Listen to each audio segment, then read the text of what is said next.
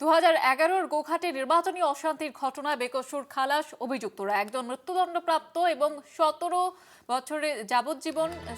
যাবজ্জীবন এবং সাজাপ্রাপ্ত বন্দির মুক্তির নির্দেশ রায় দিয়েছে কলকাতা হাইকোর্টের ডিভিশন বেঞ্চ।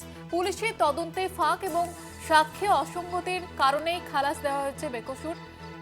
আপনাদের যেমনটা জানাচ্ছিলাম, এক মৃত্যুদণ্ডপ্রাপ্ত বন্দির মুক্তির নির্দেশ দেওয়া হয়েছে আদালতের তরফ থেকে। 2011 সালে গোঘাটে নির্বাচনী অশান্তির ঘটনা এবং সেই ঘটনায় বেকসুর খালাস অভিযুক্তরা। একজন মৃত্যুদণ্ডপ্রাপ্ত এবং 17 যাবজ্জীবন সাজাপ্রাপ্ত বন্দির মুক্তির নির্দেশ এবং এমনটাই রায় দেওয়া হয়েছে কলকাতা হাইকোর্টের ডিভিশন বেঞ্চের তরফ থেকে। পুলিশের তদন্তে ফাঁক এবং সাক্ষ্যে অসঙ্গতির কারণেই বেকসুর খালাস।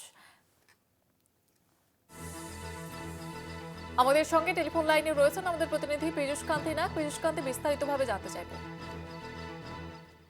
দেখো, 2011 সালের নির্বাচনী অশান্তিতে এক প্রার্থীর মৃত্যুর ঘটনাকে কেন্দ্র করে একজন আসামি মৃত্যুদণ্ড অভিযুক্ত হয় এবং 17 জনের যাবজ্জীবন সাজা হয়।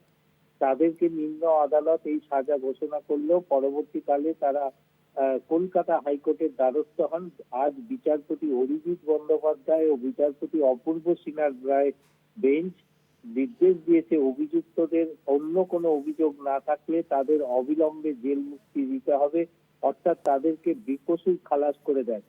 মূলত 2011 সালের 9 ডিসেম্বর নির্বাচনে অন্যান্য প্রার্থীদের মতনই কর্মী ও সমর্থকদের নিয়ে মনোনয়ন জমা দিতে গেছিলেন নঈমুদ্দিন খান। তিনি যখন মনোনয়ন পত্র জমা দিতে যান সেই সময় সেই অঞ্চলে ব্যাপক ঝামেলার সৃষ্টি হয়, গুলি চালানো শুরু হয়, তাতেই মৃত্যু হয় ওই নঈমুদ্দিনের।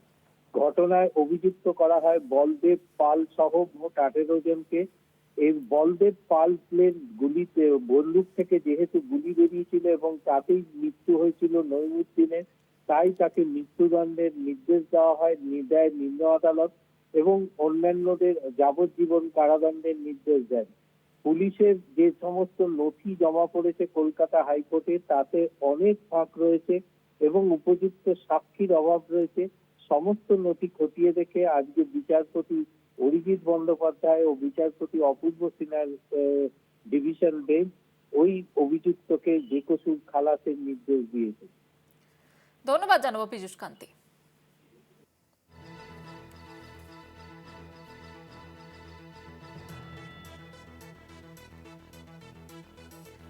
পুলিশের তদন্তে ফাঁক এবং সাক্ষ্যে অসঙ্গতির জন্যই এই বেকসুর খালাস দেওয়া হয়েছে। যেমনটা আপনাদের জানাচ্ছিলাম, 2011 নির্বাচনে গোঘাটে প্রার্থীর মৃত্যু যে অশান্তির ঘটনা, সেই ঘটনায় এবার 18 জন অভিযুক্ত বেকসুর খালাস।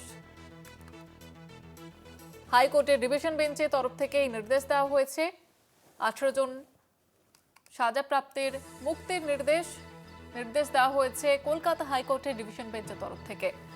2011 সালে গোঘাটে অশান্তির ঘটনা, নির্বাচনে প্রার্থীর মৃত্যুর সেই ঘটনায় এবার কলকাতা হাইকোর্টের ডিভিশন বেঞ্চ যেমনটা রায় দিল, 18 জন সাজাপ্রাপ্তের মুক্তির নির্দেশ। পুলিশি তদন্তে ফাঁক এবং সাক্ষ্যে অসঙ্গতির কারণেই বেকসুর খালাস।